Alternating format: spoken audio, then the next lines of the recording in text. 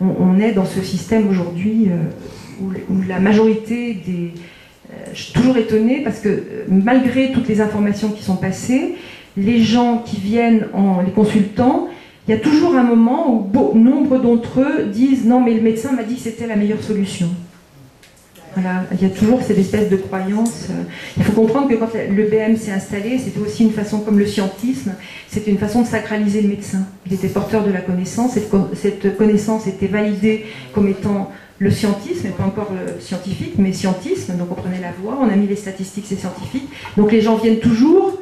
Moi, ma propre mère, qui est décédée d'un cancer du foie, quand j'ai voulu discuter avec elle de comment au moins l'aider, vous rajoutez des choses, elle m'a dit, s'il y avait autre chose, il m'aurait dit.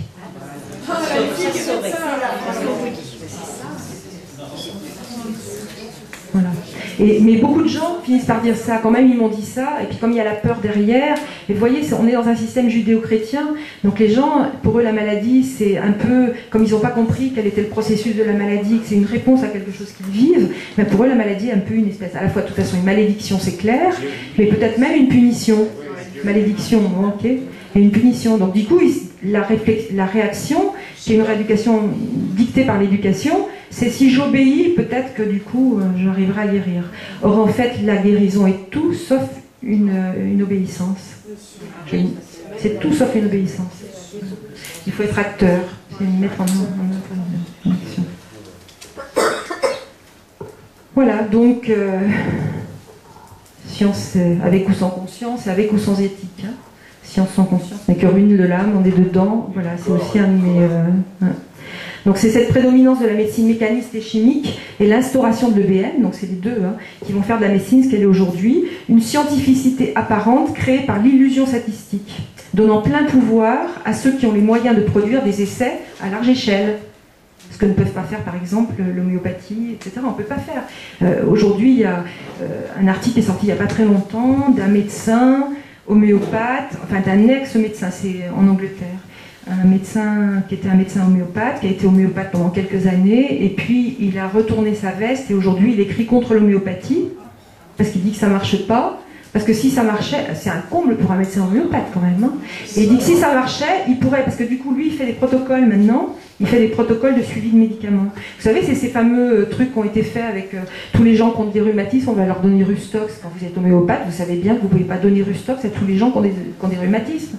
Donc effectivement, peut-être dedans, il y aura 20% de gens qui iront mieux avec le Rustox, et les autres, ils ne sont pas relevables de Rustox, donc ils n'iront pas mieux. Mais du coup, on a décidé que Rustox ne marchait pas.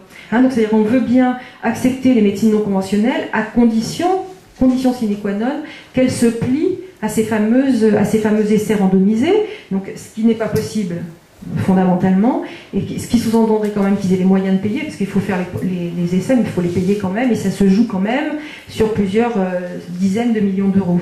Hein.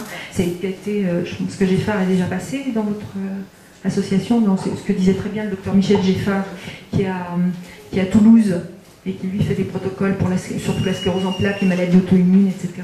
Et il avait obtenu, il a fait un premier cap d'expérience, d'expérimentation, où il a pu, à l'hôpital de Nantes justement, il y a une expérimentation qui a été faite. Le premier cap des essais thérapeutiques, c'est de prouver la non-toxicité du produit. Donc il a passé cette échelle-là, mais pour passer après les essais thérapeutiques, eh ben, il y en a pour plus de 100 millions d'euros. Et donc, il est évident que jamais sa thérapeutique peut quand même aider un certain nombre de patients, parce que je rappelle que quand même dans la sclérose en plaques, il n'y a rien comme thérapeutique. Hein. S'il y a des choses. Pas officiel. Si, oui, enfin, je parle de la thérapie conventionnelle, il n'y a rien. Par la cortisone et des immunosuppresseurs, donc on sait qu'ils vont déclencher quelque chose d'autre chez les gens, il n'y a rien. Donc, voilà, donc il y a une thérapeutique qui pourrait aussi amener un plus, voilà. Et qui ne verra sans doute jamais le jour, malheureusement. Si on ne lui fait pas subir ce qu'on fait subir aux produits Solonides actuellement. Enfin, il y a depuis 2 ans. Ou ce qui s'est passé avec Beljanski, etc. Hein, c'est tout. Donc voilà. Donc,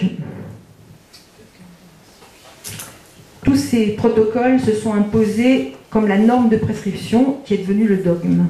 Et c'est surveillé de près par l'Académie de médecine, même s'ils délirent un peu, parce qu'ils sont un peu vieux, hein, donc ils sont parfois confrontés à la démence sénile, donc ils disent des trucs bizarres des fois. Mais n'empêche que quand ils disent des choses qui sont intéressantes pour le Conseil de l'Ordre, il les reprend tout le temps. Quand ça ne l'intéresse pas, on n'en entend pas parler. Donc, voilà. Et le Conseil de l'ordre, il s'est installé comme... oui, juge et partie, on est d'accord. Il s'est surtout installé comme élément de surveillant... enfin vraiment, hein, c'est un organisme d'inquisition. L'inquisition. Alors donc quand même, comme résultat de cette nouvelle approche, parce que c'est pas inintéressant, c'est de ça dont ils profitent, nous voici depuis quelques années noyés sous des tonnes de résultats statistiques. Alors c'est exactement le propos d'hier au sujet du vaccin, je sais plus lequel, voilà, des conséquences du vaccin de l'hépatite B sur la sclérose en plaques. L'expert utilisé va dire qu'il y a une conséquence neurologique, et puis 3 mois ou 6 mois après, on a exactement le même truc qui est fait, et on nous dit le contraire. On a vu ça avec l'eau de Jean Benveniste, enfin, etc. Tout est passé comme ça à la trappe. Hein. Donc on a comme résultat le cancer a diminué. Non, le cancer, je peux vous assurer qu'il augmente hein, quand même. Notablement. Rien que face à ça, on pourrait se poser des questions. C'est bizarre, on ne se les pose pas celles-là. Pourquoi depuis qu'on a instauré les années avec Chirac, les années cancer, il y a de plus en plus de cancers, ça nous coûte de plus en plus cher, il y a de plus en plus de gens qui meurent. C'est étonnant quand même comme efficacité ça. Hein. Ils sont forts. Hein. Voilà. Donc le cancer a diminué, après on entend qu'il a augmenté, après on dit le dépistage organisé, je ne dirai pas ce que j'en pense, mais vous devez vous en douter, améliore la survie. Ah bon, bah, je sais pas, en inventant des maladies qui ne seraient jamais des maladies, je sais pas s'il améliore la survie, moi. Hein, bah, aujourd'hui, au prétexte que le pire qui puisse arriver aux gens, c'est qu'ils aient un cancer, on décide que même quand ils n'ont pas un cancer, ils ont un cancer. Alors on dit aux gens, le comble, c'est tout ça, toutes les horreurs qu'on attend quotidiennement. Les gens viennent en disant non, on m'a opéré, on m'a trouvé un ganglion, on m'a trouvé ceci, etc. C'était pas cancéreux, mais en même temps, on m'a dit que c'était plus prudent de faire une chimiothérapie.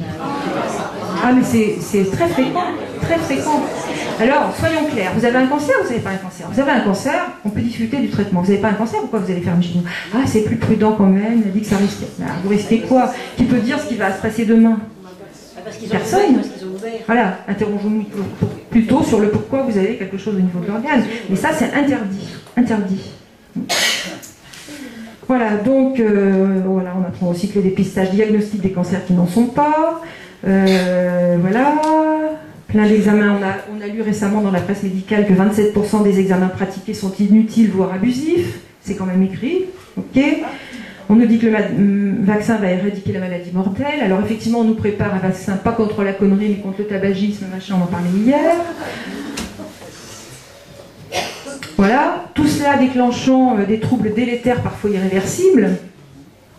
On a appris aussi que, on a tout ça, hein, on a appris aussi que les experts étaient capables, peut-être on n'aurait pas pu s'en douter, mais bon, maintenant on le sait, de manipuler et de fausser les résultats rendus. Je vous rappelle, si vous ne le savez pas, que quand il y a eu l'histoire du Vioxx, a été incriminé, je ne sais plus le nom du médecin, parce que ceux-là aussi je les oublie, le médecin qui avait fait les expérimentations, toutes les statistiques, toutes les expérimentations du Vioxx ont été faites par un seul médecin, qui était un Américain, chirurgien, un anesthésiste. Et c'est lui qui avait fait et qui a produit au laboratoire toutes les procédures prouvant l'efficacité du truc. Et il a avoué il y a 2 ans qu'il avait faussé tout, qu'il n'avait jamais fait les essais et qu'il avait rendu des faux protocoles. C'est vachement rassurant. Hein. Donc moi j'entends ça, je dis aux gens, mais pourquoi vous prenez des médicaments? Parce que, oui, mais c'est pas, mon médicament n'est pas concerné. Mais tous les médicaments sont concernés, puisque tout fonctionne comme ça. Donc voilà. Donc les résultats rendus au laboratoire par les laboratoires sont transmis à l'AFSAP. C'est quand même, pour une petite information, l'AFSAP c'est financé à 83% par les laboratoires. Donc c'est plus que boucle bouclée hein, quand même. Donc soyez rebelles. Voilà. Et puis des fois le 11 juillet, donc c'est il y a 3 jours, hein, okay. Ah, on est le 14 juillet, c'est vrai, on fête un événement d'une violence extraordinaire, mais qui était censé ouvrir la liberté. Vive le 14 juillet. On nous apprend il y a 3 jours que le vaccin H1N1 comporte un petit risque de maladie neurologique. Vous avez vu ça dans la presse? Oh, c'est trop mignon ça, un petit risque, tout petit. Voilà, comme s'il s'agissait d'une conséquence mineure. Elle est mineure pour tous, surtout pour les laboratoires, mais elle n'est pas du tout pour la personne qui est concernée quand même. Quand on sait que ce vaccin est fait pour une maladie qu'on a largement augmentée, enfin je dirais pas inventée, parce que je n'ose pas le dire, mais Enfin, je peux le dire quand même. Vous m'autorisez?